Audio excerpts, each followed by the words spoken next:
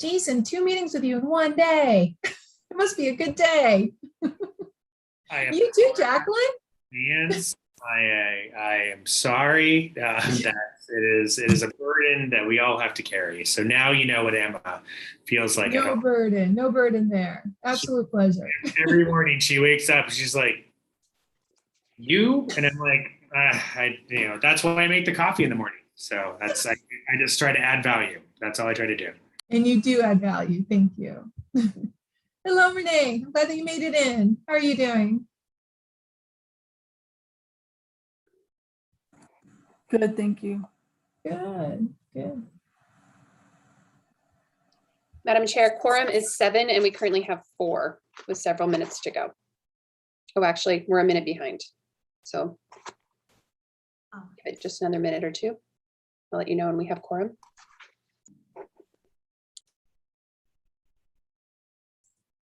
Kelly, if there's anyone that I can reach out to, please feel free to send me a chat or a Teams chat or something and let me know and I can reach out. Maybe we should resend the link to everyone. I know Jason and I had issues there, so. Oh, you're not the only one. Yes. Good idea. Thank you. We apologize for any difficulty. My error is I'm trying to learn all of these new things, so my apologies. Just one moment, I'll remind the group.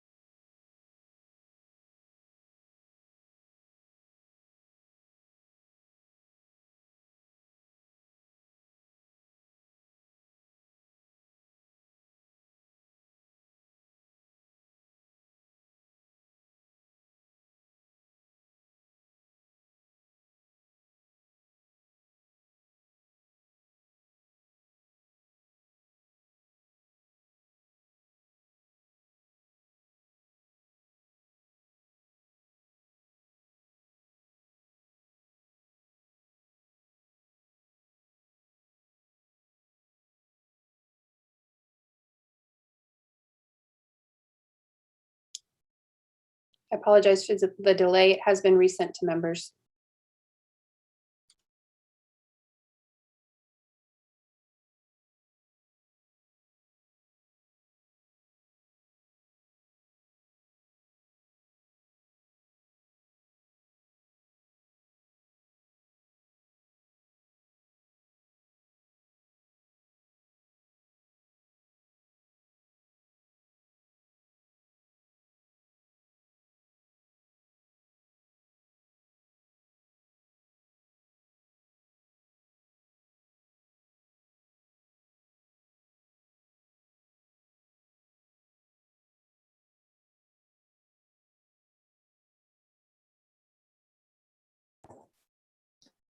Madam Chair, a couple options. We can continue to wait a few more moments and then we can either proceed with the information items. I see we do have one of our speakers here today. We're reaching out to the second speaker who is scheduled, but maybe not quite here yet.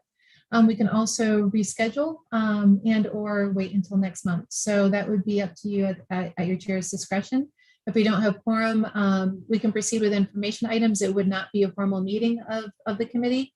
And we would not have formal minutes and we would not take action on last month's minutes. So just want to lay those options out for you. Happy to answer any questions or to proceed at your direction.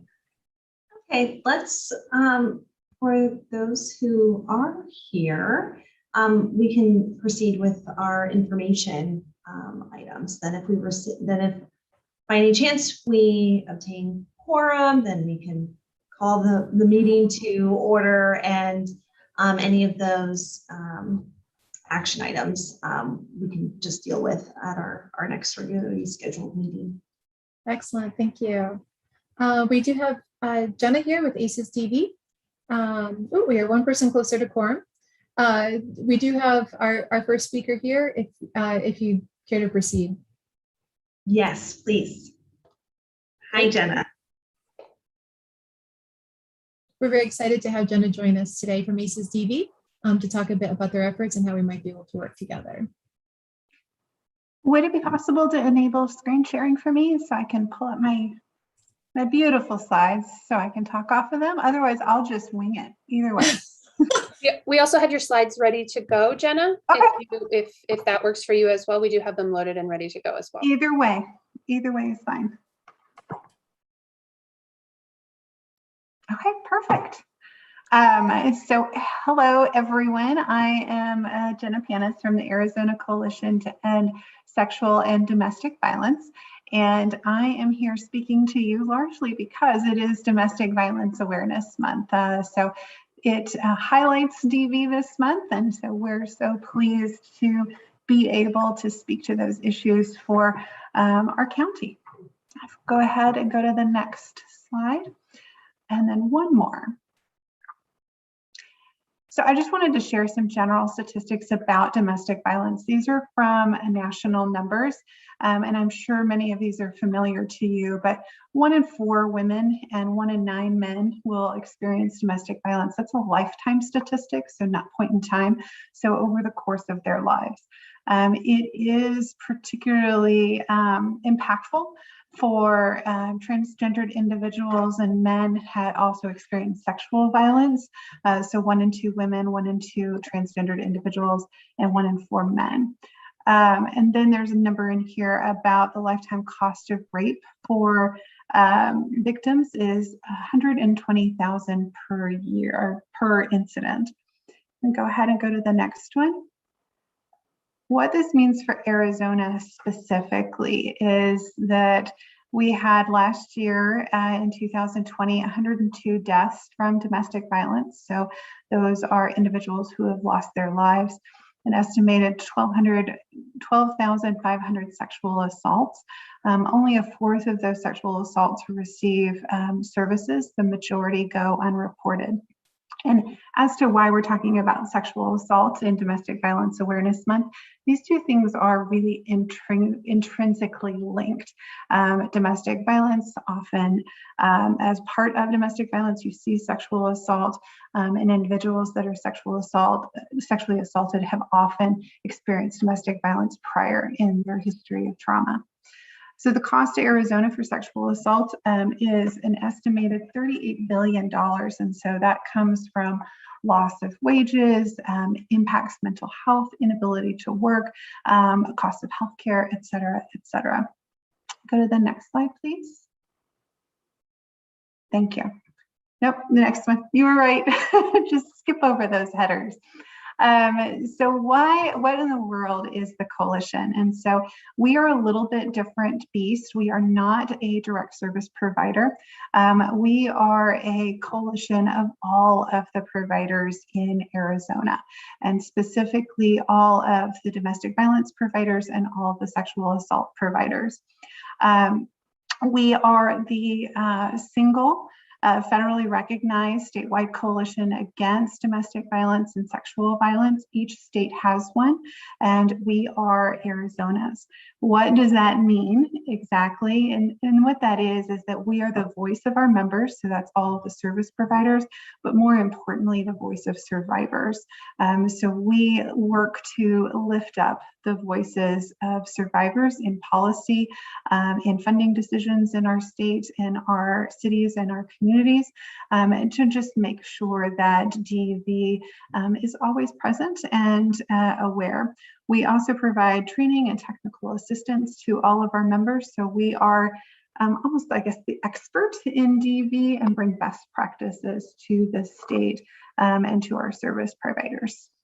Next slide. I think I probably already talked about it, but so our mission, of course, is to end sexual and domestic violence in Arizona by dismantling oppression and promoting equity among all people. I'll just say one little bit about that. Lots of folks wonder why oppression and equity is involved in our mission, but we do understand that gender-based violence is really rooted in the systems that we have. And so those systems of patriarchy, those systems of racism, that those have contributed to violence over time.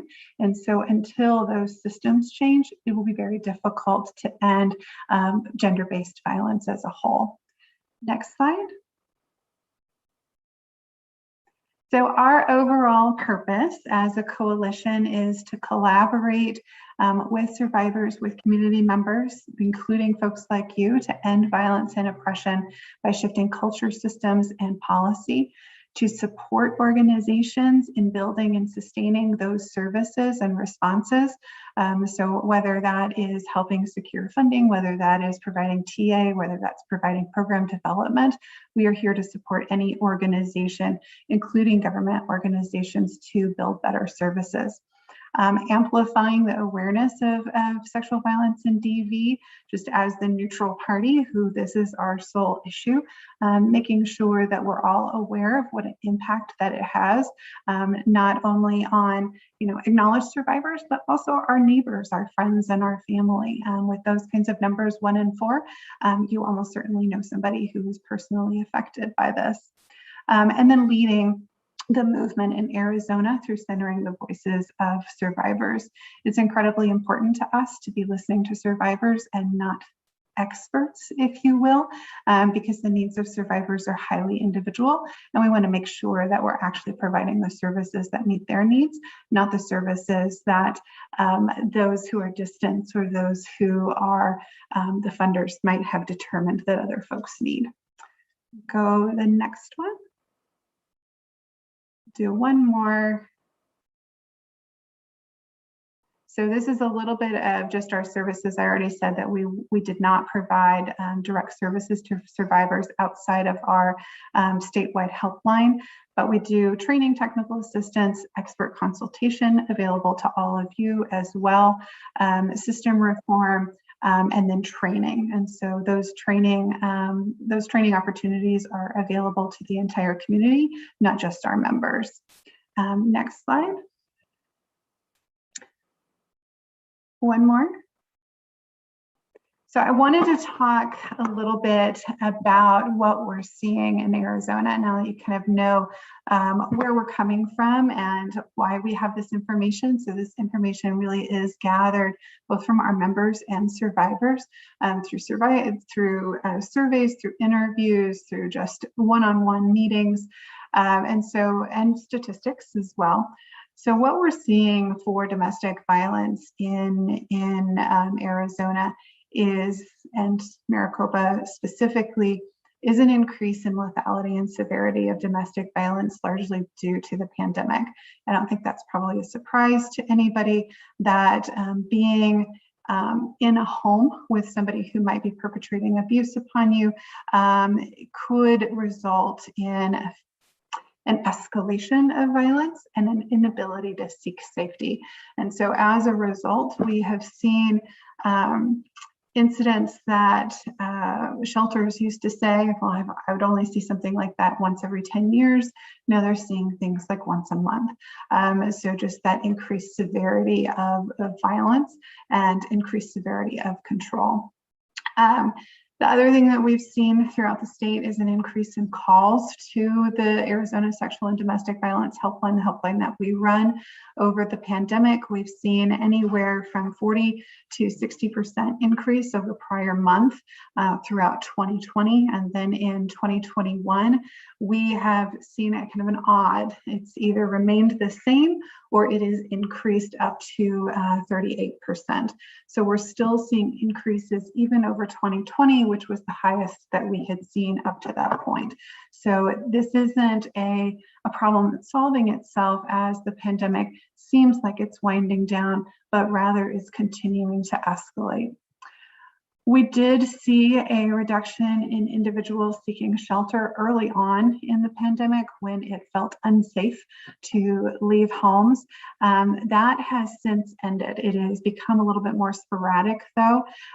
Before, shelters used to be able to fairly consistently predict how many people were going to be coming into shelter, a little bit more over the holidays, times of stress, etc.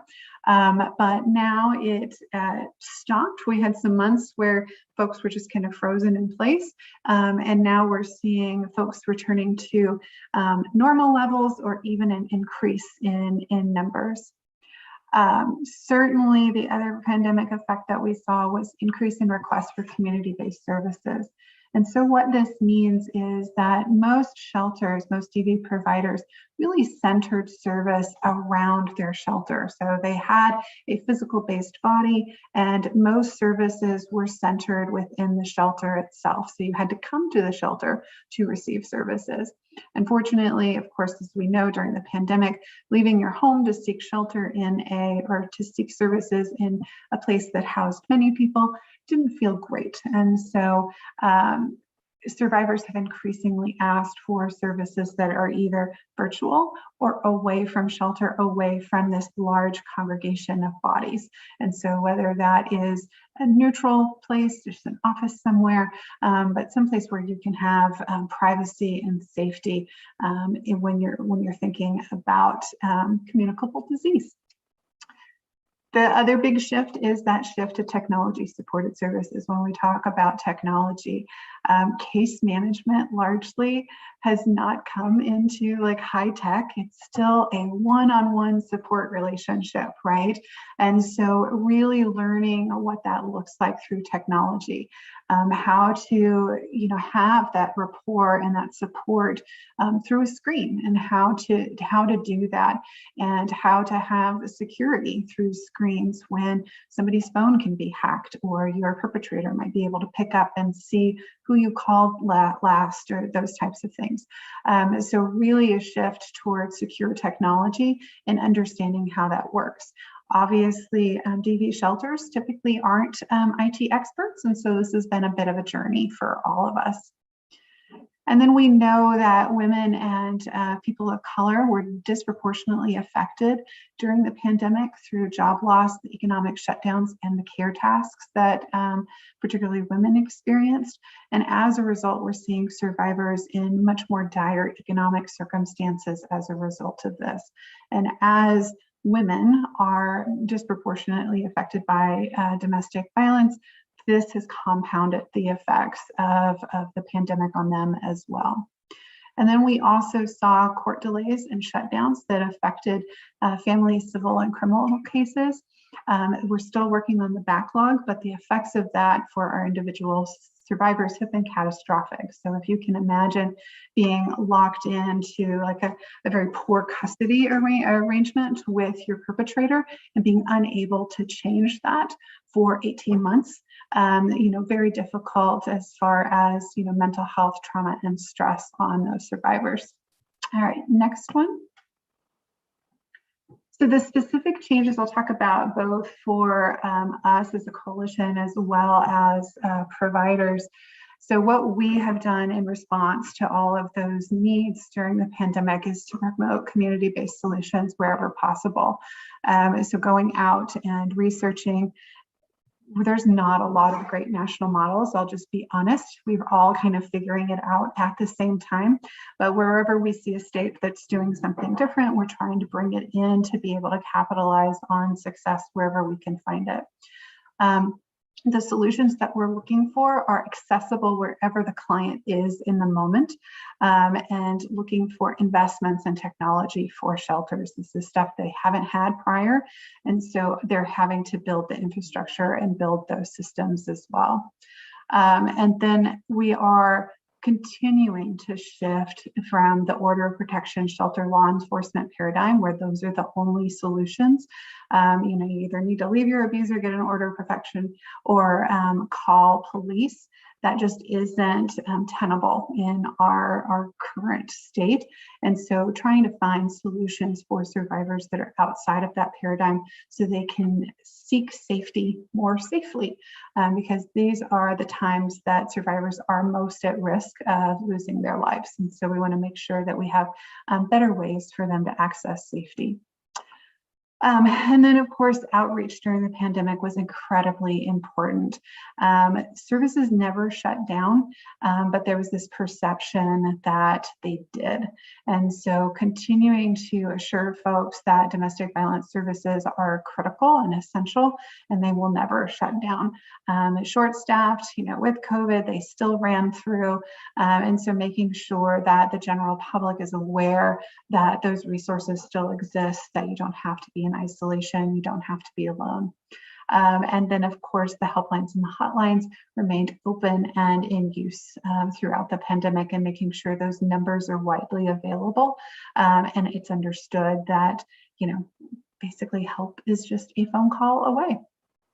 The other thing that we're increasing and looking for always is those economic supports to survivors. And I'm sure that comes as no surprise to anybody that survivors individually have very specific needs around, whether it's childcare, whether it's training, whether it is relocation to a safer home or a safer area. Sometimes it's even, car repair, those types of things. When you leave your home with nothing, and your partner has control of all of your finances, it becomes incredibly difficult to support yourself and your family. And so those economic supports are absolutely critical for folks to be able to reach a point where they can then become employed and achieve self-sufficiency. All right, next one.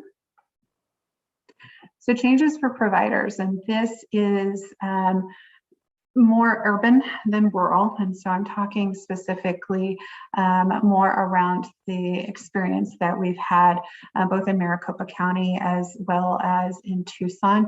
The rural experience was a little bit different, but what providers within the urban setting really saw was a shift to decongregated shelter.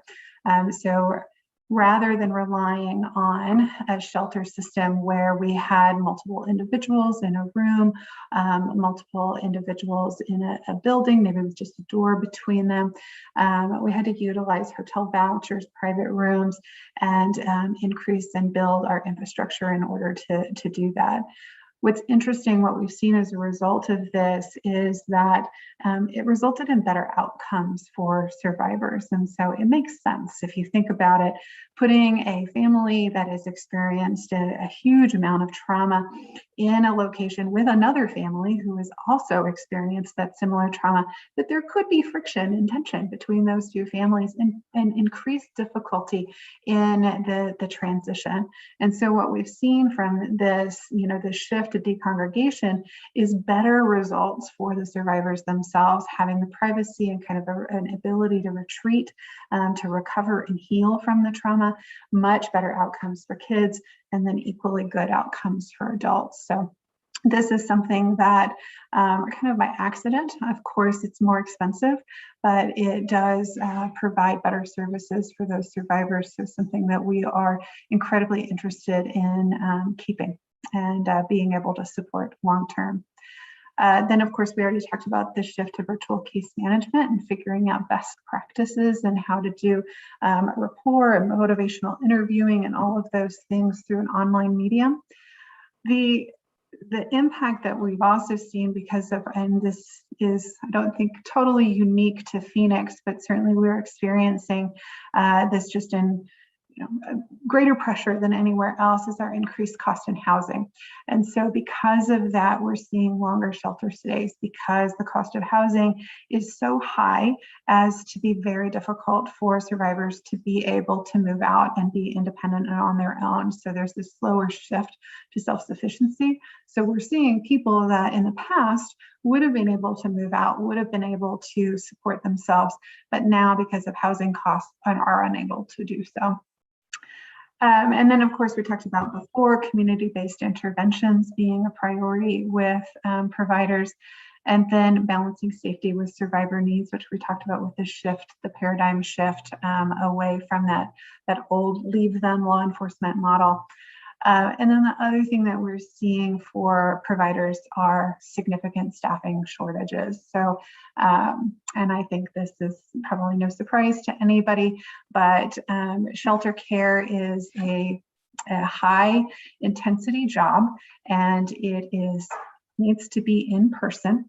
And there's just not a lot of folks who are interested in taking on those roles anymore. We saw a lot of folks that hung on through the pandemic and then hit burnout and have quit. Lots of folks taking retirement at this time. And so I think this is a story that we're seeing throughout human services, but DV is also significantly impacted. So none of our providers have hit a point at which they're having to decide, can we keep services open? But it is resulting in additional stress for the employees that are left and the leaders that are left. So it'll be interesting to see how we can continue to support those staff, maybe through staff sharing models or, temporary staff moved in and go for shelter to shelter. We're still working on solutions to those problems. Next slide. Okay, and then how to help. And so it wouldn't be DVAM if I didn't talk about domestic violence and the fact that while all of you have positions in your individual cities where you are impacting DV for residents on a daily basis, so just want to point out that in your daily lives, you are impacting survivors as well. And so any stories that you hear, just believing those survivors and offering support and not doubting them is just incredibly important. And then donate has to be up there. I'm a nonprofit, that's just part of the job. But I think collaborate is the big piece here. So we are always available. And maybe it's not a project that involves us, but if you want to figure out what members that we have that are best suited to any project, just let us know and we will put together a list for you and get it together. We know that domestic violence is a very, very complicated problem with lots of moving parts, and we aren't going to solve it by ourselves. So the more folks that are involved in creating those solutions, the better off we are as a community. And that is it. So a little time for questions, I think. I hope I didn't run too far over, but I welcome any questions that you might have. Thank you, Jenna, for sharing. Really appreciate it. Any questions from the group or comments? Madam Chair, this is Jason. Yes, Jason. I don't have a question. It's more of a comment.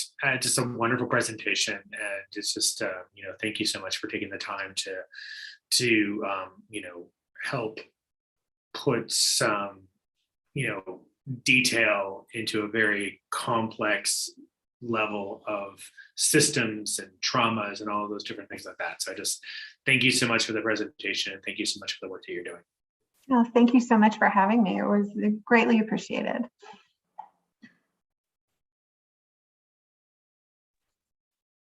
Madam Chair, this is Chris Lopez. Chris, go ahead. Jenna, I was hoping you could tell us a little bit more about the training opportunities, professional development for staff that serve in a resource center or the like. Certainly. So as a state, we require all advocates to have 40 hours of training around domestic violence. We, of course, provide that. So that is your training around domestic violence, the heavy version, but then we also do webinars right now. We used to do them in person and are moving to more hybrid. And so there is a long list that we do every month that are a culmination of trainings that we offer that are offered from national bodies. And if you are interested in joining that listserv, we send it out every month. Just send me an email and I'm happy to add you to it. And so you get a list of all of those available opportunities. Sounds great. Thank you.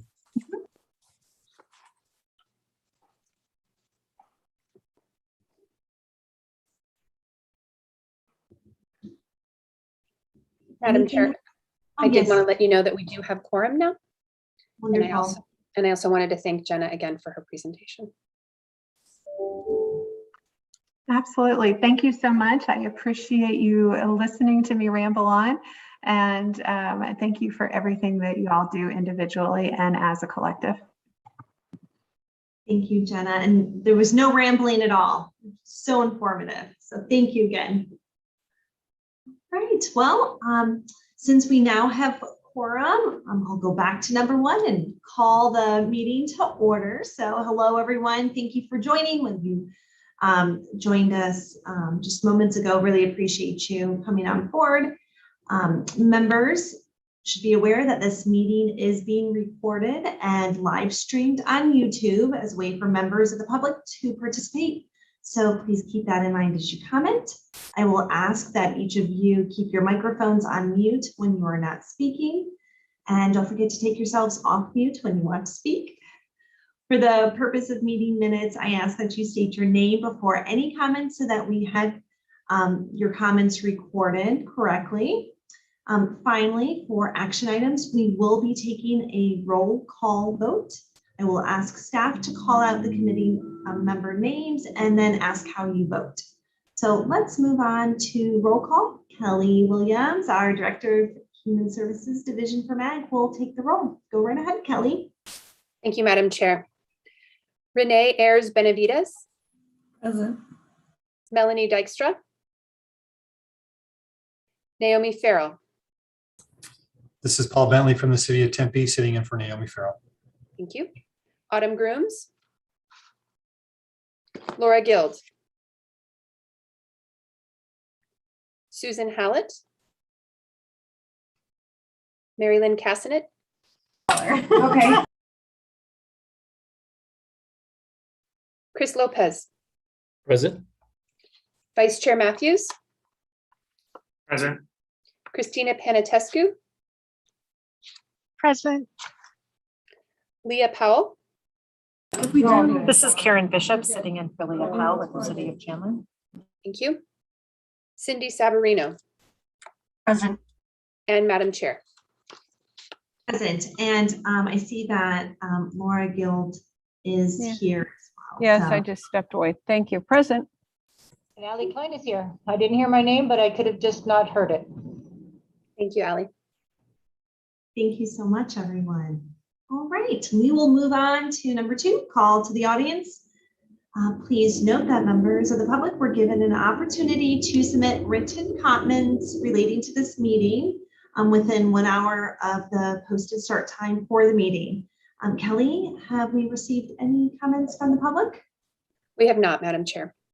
Okay, very good. Thank you. All right, number 3. So approval of the June 15th, 2021 meeting minutes. Can I have a motion to approve the meeting minutes? Madam Chair, this is Renee Ayers. I do see some corrections. Okay, please share those corrections. First of all, I'm listed as with the city of Peoria and or with the city of Glendale, and I'm actually with the city of Peoria. And then Susan Hallett is marked as being not present, but I thought Susan Hallett was on the last meeting. I believe Susan had joined late, like later, maybe right after roll call. So I agree. Were there any other items that you saw, Renee, or anybody else for the meeting minutes? Kelly, did you mark down those changes? Great. Can I have a motion to accept the meeting minutes as revised? So moved. This is Renee. Thank you, Renee. Do I have a second? I'll second. This is Christina. Thank you, Christina. Kelly, could you take a roll call? Yes, Madam Chair. Renee Ayers Benavides. Aye. Paul Bentley on behalf of Naomi Farrell. Aye. Laura Guild. Aye. Chris Lopez. Aye. Vice Chair Matthews. Aye. Christina Panatescu. Aye. Karen on behalf of Leah Powell. Aye. And Cindy Savarino. Aye. And Madam Chair, how do you vote? Aye. Thank you. Great. Thank you very much. So we've already heard that great presentation from the coalition. So let's move on to number 5. We have a presentation to share. Carl, Jen, and Carl, I don't want to get your last name wrong. Can you share it with us? Sure, it's a Gentles. Gentle with an S, Gentles. Thank you, Carl. So Carl Gentles, the executive director of the nonprofit Back to School Clothing Drive, will share some opportunities with us to support children in need in our region. Thank you, Carl, for joining us today, and the floor is yours. Well, thank you, Madam Chair, and to Kelly Williams. I thank you for allowing us to come before the technical committee. This is quite an honor, and I thank you very much for allowing us to share about 10 minutes worth of information, maybe 7 minutes, and allow some time for questions thereafter. Let's see, am I controlling the slides, or is somebody doing that for me? I'll be doing that for you. You can just let me know when to switch over to the next slide. All right, Jeremy, let's go for it. Go to the next slide, please. As I mentioned, my name is Carl Gentles. I am the executive director of the Back to School Clothing Drive. I've been at the helm of this nonprofit human services organization for the past 13 years or so. Time flies when you're having fun. I didn't realize it's been that long, but we have just had an awful lot of opportunity to serve Maricopa County and students, children, and families in need. The organization has been doing so since 1967. The mission of our organization is to provide new school uniforms and outfits, backpacks, and school supplies to children in need. And more broadly, we are working to break down the barriers to early childhood educational success, and pinned in there is really addressing the fundamental socioeconomic needs of families and children as it relates to their preparation for school and staying in school. So that's fundamentally what we're about. As you see, we serve about 25,000 kids a year, students a year, in 32 school districts, and we have 5 programs. Next slide. And while that's where we started in really the education focused area, and in fact, our supply chain is to deliver services through schools and districts. What you'll hear from me as we go along this conversation is that the pandemic has taught us a couple of things, and one of them is that the need is so much more greater than what we are currently serving, and we need to find a new way to reach those families and people in need to support their basic fundamental socioeconomic needs. And as you see here, this is who we serve. Primarily our audience, the people we serve, are families at 150% of the median household income. Most of the students and children that we serve are on free and reduced lunch programs to their schools. Next slide. So who we serve, we specifically serve children, K through 6, and that's where we began. We began with the K through 6 Title I public elementary school student. But since then it has expanded, and some of these have overlap because, of course, some a family could fit into one or two or other of these categories. But these are the primary categories of individuals that we serve. And over the last 5 years, this expansion has really occurred in earnest. Most recently, we have begun to serve members of the military and their families, specifically at Luke Air Force Base, which we're very proud to do. And that was a adjustment or an expansion as a result of COVID. But there you see who we primarily serve. And so, Jeremy, if you would go to the next slide, please. I said we have 5 programs, and they all serve the purpose of delivering basic need, fundamental basic need items to families and students.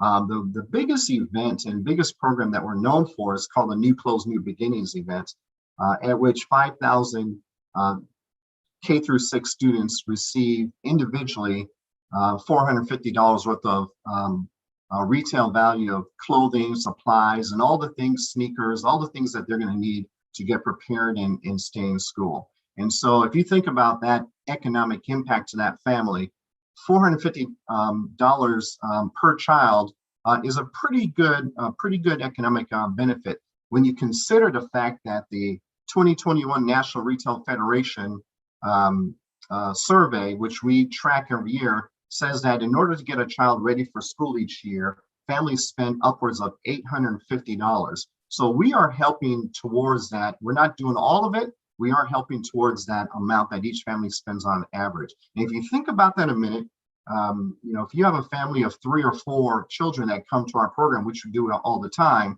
that's quite the economic impact to the family, which allows that family to take that $1,500, whatever it is, off the books to use it for other purposes, like paying months and months of perhaps their gas bill or their SRP bill, whatever the case is, or even actually going towards food or other items, household items. So even car repairs. So that's what really, although what we deliver or what you see here, the real benefit of what we do is really an economic benefit to the family that helps them sustain themselves over a period of some time. Next, please. Second program is our school uniform program in which we sell school uniforms to Title I schools. We've been doing that for 20 years very successfully. We sell school uniforms to over 30 schools, over 30 school districts, over 200 200 actual schools. And each school is buying anywhere between $2,000 and $10,000 worth of clothing to put into their clothing closets on site, so that when their kids come to school, they have something that, or if they're at school, they have a need for the items, they have someplace to turn to. All free to the child. The schools purchase those uniforms, those clothing with money that they have from McKinney-Vento and other federal programs that they access to purchase the needed items for their students. Next slide, please. Stitches of Love is an interesting program. It's what we are founded on. It's a group of people that make clothes and accessory items for us all year round. They make about 30,000 handcrafted items each year. It's just phenomenal. I did want to put a picture of the 2 or 3 men, at least one of the 2 or 3 men that actually sew in that group. He's fantastic. He makes wallets for the kids. But I wanted to just highlight that this is a really great group. It's how we were founded. It's a matter of fact, what we started back in 1967 and has expanded to who we are today and serving 25,000 kids a year. Next slide.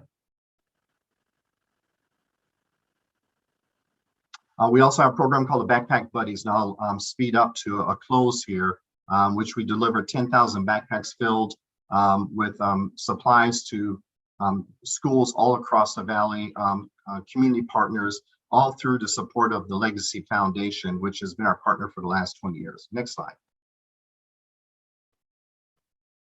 And then our newest addition is a program called Momentum School Uniforms, and it is an online retail store that allows the general public to purchase clothing and other supplies through back to school, and their purchases goes to fund those other programs that you have that we just discussed. So we're very excited about this. In fact, this Momentum retail site allows us to vastly expand our reach throughout Maricopa County to allow people, families and people to access us directly as a general public. Because up to now, what I've said is and talked to you about is that we are really a direct service provider to the schools. We've never been a direct service provider to the general public. But now with our online platform, we now have the ability to take in needs, requests from individuals that need help. And that's what we want to leave you with. Next slide. We did expand over the year, over the COVID year, if you will. As my mother says, and apparently Plato said it first, necessity is the mother of invention.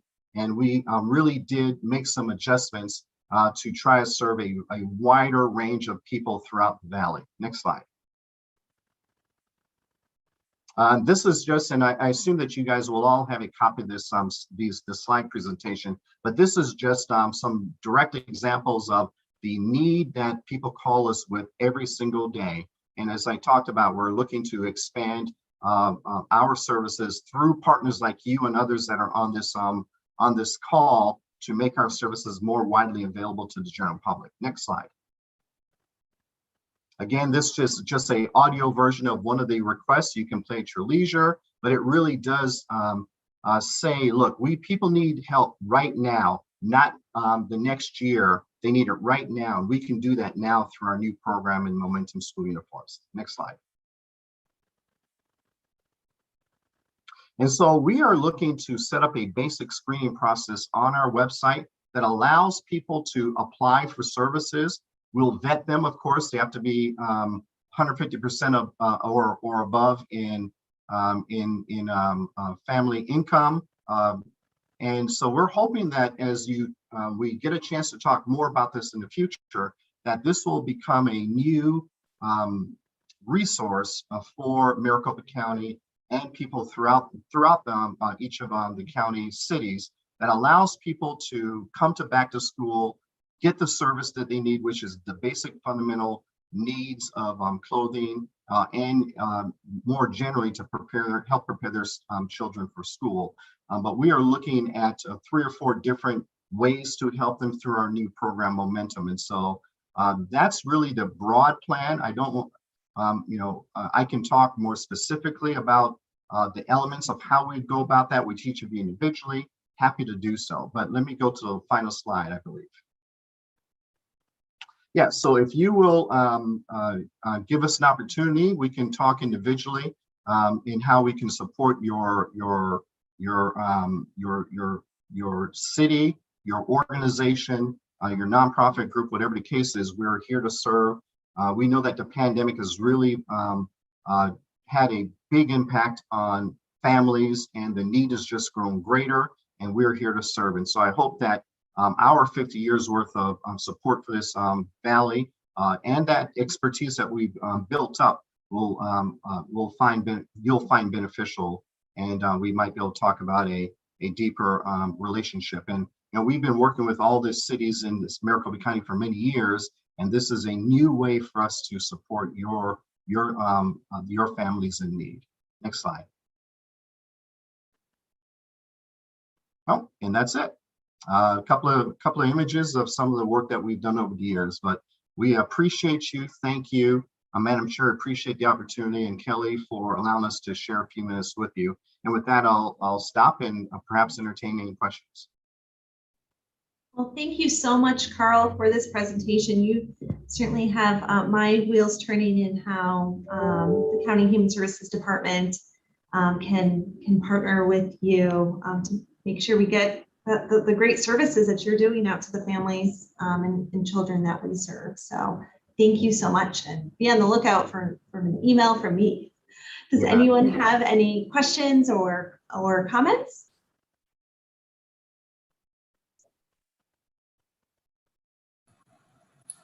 This is Renee. I just want to say thank you, Carl. I know I've worked with you in other programming, and they really do serve a lot of very grateful students, and so we appreciate that you're out there.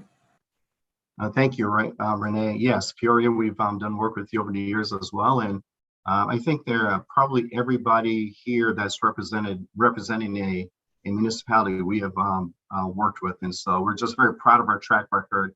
The pandemic really did expose, as we all know, the really thin safety net that is available for families, and their need just continues to grow. And so if we can offset some of those issues, those economic issues, by at least taking care of this portion of their family budget, then we are more than happy to do so. Yes. Madam Chair, sorry. This is Melanie with the Town of Gilbert. I'm sorry, I'm in a car, so I just didn't know I'm not sure if I'm up. It's okay. Go ahead, Melanie.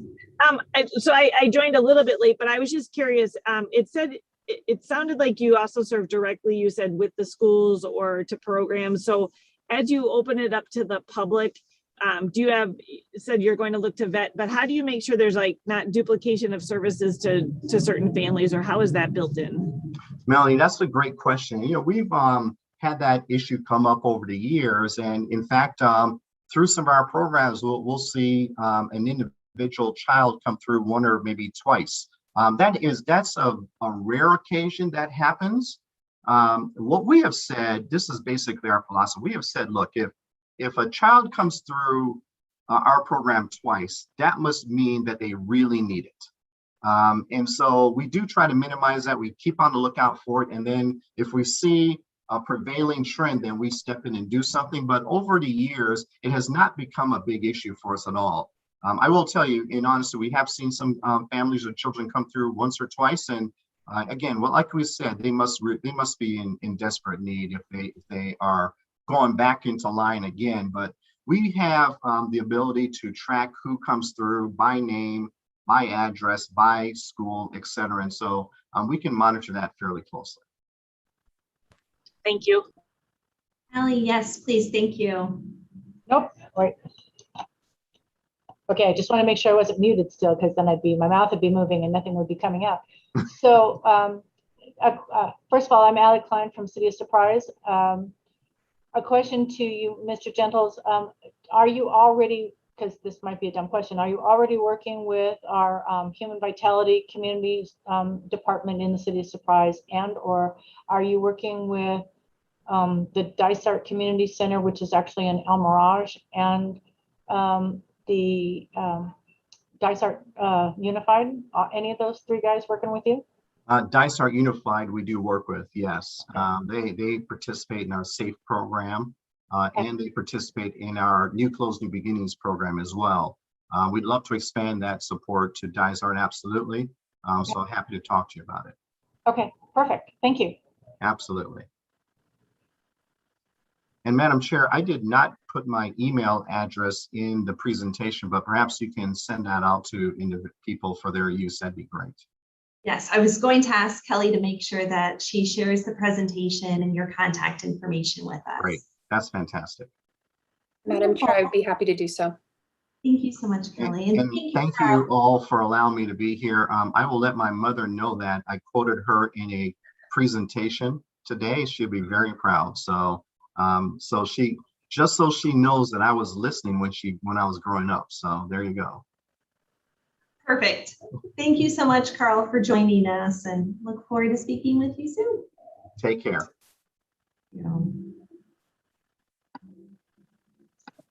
All right. Thank you, Kelly, for organizing those presentations for us today. Really informative.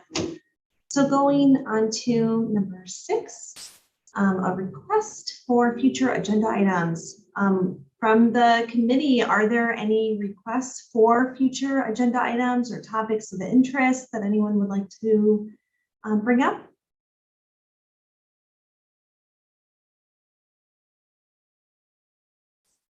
Okay, I think in our next meeting in December, we have that targeted as our focus on SSBG. Kelly, can you share kind of tentatively what's on the docket for December's meeting? Yes, Madam Chair, we have invited our new partner at DES to present on the SSBG grant to prepare the committee for forward movement with that for the next year. We also have a possible speaker from Project Aware, which is an Arizona Department of Education partnership that partners with Access and other agencies to provide behavioral health services in schools. A couple other options, and I'd be interested to hear from the committee members. If they're interested, we could invite someone in from United Food Bank to talk about preparing for the holiday season and helping individuals who have food insecurity across our region. And we could also invite individuals from Sonoran Prevention Works to talk about what the new needle exchange law in Arizona looks like across our region and how we're accessing individuals with opioid abuse. Those are great options, Kelly. I want to make sure that we have, in years past, it does take us a significant amount of time to go through everything for SSBG. So I want to be cognizant of everyone's time and our meeting time. And so maybe some of those presentations we can move until after the first of the year. This way we're not rushing through or requesting the people presenting to rush through, give it enough time. If, I'm happy to hear other comments from the committee members. If you feel otherwise, that would be, please feel free to speak up and share. Madam Chair, this is Jason Matthews. Go ahead. Yeah, I agree. I think that the presentation for the SSBG is kind of weighty. And so I think that if we can put a lot of emphasis there, and then I think that, kind of evaluate how much time is left. But even if it's just the cadence of maybe one, or two, depending upon the other topics of those presentations, I think they're very nice. I like them. I think that adds a value. But for this next one, I would say put a lot of emphasis on SSBG, because I think that'll set up saving some time in the future. Madam Chair, I'm happy to organize that, and we can just focus on SSBG for the December 9th meeting. Wonderful. All right, there's no other requests at this time. We'll go on to comments from the committee members. So, we'll go around, and if you have one or two things that you'd like to share, any updates or information with the group, that would be great. And I will start with my vice chair, Jason. Thank you, Madam Chair. So the one thing I'm going to wear, as many of you know, I wear a few hats around here. So I'll see if I'll take off one hat and put on another hat or whatever here. From, as many of you know, I'm also involved in the regional collaboration on homelessness that MAG and the county, as well as some other amazing organizations, are involved in. And one suggestion, just for folks to kind of think about this, because there's actually a pretty big, and I'm going to say exciting, MAG regional council meeting that's scheduled for December 8th, which seems like 1,000 miles, 1,000 years from now, or next week, or however else we want to decide upon that. But it may be good that if folks are really interested, especially in best preparing some of their city council members or some of their other team members and things like that. One recommendation that we have been doing at the United Way has been watching MAG COC meetings. And so I think my recommendation is, if you haven't watched a MAG COC meeting lately, you should really invite you to do so. But that might just provide some context as you prep for that particular special meeting that's on December 8th. So again, you can just link on. We literally just watch them through the YouTube channel, just like any member of the public. There is also that opportunity, if there's like a very specific question that may arise just through the normal public process, you can submit a comment and ask for a question as well. But that's just maybe just a tip or just a little bit of advice, because I know there's a lot of things that are happening within the space, and that might be a good use for yourselves and your communities. Thank you so much, Jason. Kelly, can you make sure that you share meeting links and whatnot, so everyone who's already not aware or not participating in those have access to it? Yes, Madam Chair, and also we could provide a summary of the regional plan on homelessness after it goes up for a vote later, and a summary as well. Wonderful, thank you. Who would like to share next?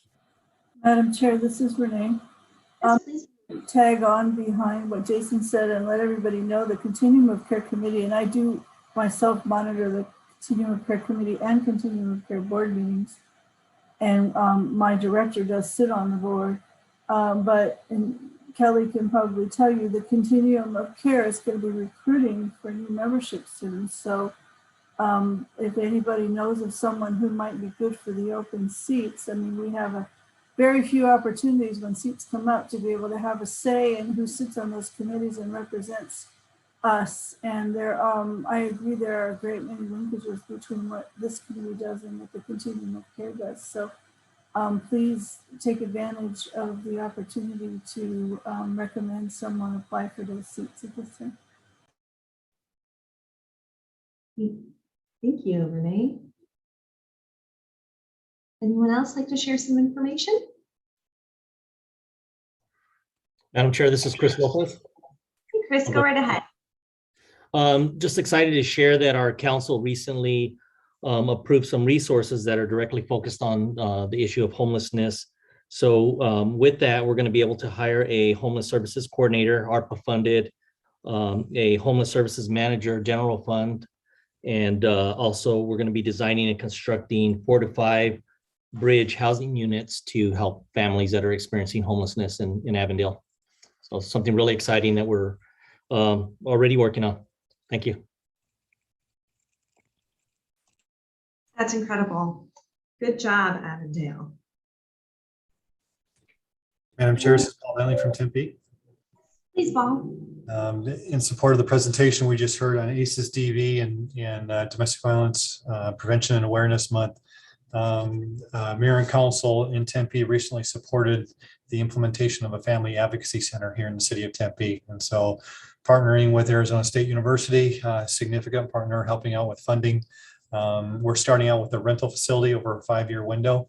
But negotiations are currently going on with a specific property owner that we will be housing our Care 7 advocates, counseling services, where Honor Health is assisting us in the dialogue and conversation. While we don't have an agreement yet in place with them, they're absolutely helping us along the way. And then again, Tempe Police Department and their domestic violence officers and Arizona State University with advocates and officers as well. So it's a strong partnership, and we're just excited that everything is moving forward as planned and hoping to have the doors open sometime in the early 2022. So very excited about that. Thank you, Madam Chair. Wonderful. That's great to hear what's going on in Tempe there. Anyone else? Christina? Hi, Madam Chair. I just wanted to share that the City of Goodyear is nearing completion with our Human Services Master Plan. It's a community and neighborhood services master plan, actually, with part 1 focusing on human services. And we have a work session with council scheduled for November 15th. And then we'll do some final community engagement with the ultimate adoption of the master plan, hopefully on December 13th. Well, I know how long you've been working on that, Christina, so it's got to feel good that you see the end in sight. All right. Anyone else? Yeah, I'll share from the county just a couple things, ARPA related. So right now we have multiple RFPs on the street. So for flexible funding for homeless service providers, so that to try to keep folks who are experiencing homelessness or have experienced since since the beginning of the pandemic and are in bridge or other type of transitional housing. If there's some type of funding that they need to remain stable and housed, maybe it's car repair so they can continue going to their new job. Maybe it's some, a utility deposit, whatnot. This flexible funding source is focused on that. We have another one that's for nonprofit assistance. And so this is more of a grant making program up to $200,000 per proposal. So either maintenance of a current program, expanding a current program, or development of a new human services program in our community. Of course, we're trying to focus on qualified census tracts and folks who have been disproportionately impacted by the pandemic, but are accepting proposals for community-wide. We have the shelter proposal out there for capital projects specifically to create more shelter beds across the county in all communities. And finally, the other one is for $4 million for rapid rehousing. Few that we have working on and should be released in the next several weeks are focused on workforce development So training, whether it's specific to the job seeker, employer focus to keep folks with employers, or career credentials and college. So really career pathways. And it's a total of, across those three, a total of $30 million. And we hope that those agencies that are going to be submitting proposals for them, that they will link up with our county workforce system that we already have established. And some of the other kind of good news of ARPA that continues to function and be in the works. So our partnership with Valley of the Sun United Way and our funeral assistance program continues to go really well. So make sure that your staff and community members know that if they need if clients need funeral assistance because they've been impacted by the pandemic, they can submit applications, and the great staff at United Way will work through with them. And it is a one-time payment for those services. And we've also made investments in the food bank network, and as well as the domestic violence coalition to help them move into their community-based model. So really excited everything that we're doing here in the county too. So anything else? Renee? Madam Chair, this is Renee. We've been monitoring and watching what Maricopa County is doing. We too at Peoria have a fair amount of ARPA funds that we need to get out to the community. And we noticed, I guess this is sort of a request, if you wouldn't mind seeing if there's a way to put cooperative purchasing language in those proposals. One of the ones that we were looking at with the nonprofits did not have that language in there, but it would certainly assist us in getting the funds out in the community. And Peoria does try to do that in all of their RFPs as well. So if you would maybe look into that and see if there's a way to do that so that we can get the funds into the community faster, it would be greatly appreciated. Sure. And we usually have that in all of ours. And the nonprofit one is a little bit different than the other ones because it is more grant making. But what I'll do is go back. And so it could have been a legal thing. And I will say that we that one was almost done overnight to get it out there. So I'll go back to the Office of Procurement Services to see, because it is still open, if there's an opportunity for us to issue an addendum so that anyone else can tag on to that. And I'll respond back and let you know, Renee. Melanie? Thank you, Madam Chair. Do you have a listing of like all of the opportunities that would qualify, like Maricopa residents would qualify for support? Like I believe you were just talking about the funeral program. Is that an eligible opportunity for Maricopa residents, correct? Yes, that's correct. Or it's people who are living here, or if someone has passed away and they were a Maricopa resident. So it goes kind of both sides. So with those types of things, do you have a listing somewhere of, what you funded that would be eligible for, as long as you're in a sense a Maricopa resident? Is that listed somewhere? I don't think that we actually have it like one consolidated place, like with requirements, but Melanie, I can get that over to you. Okay, that'd be awesome. Thank you. Jason? Yeah, and the only other, I don't know if this is the last one, but I'm going to say it just because I don't know if our chair will say it.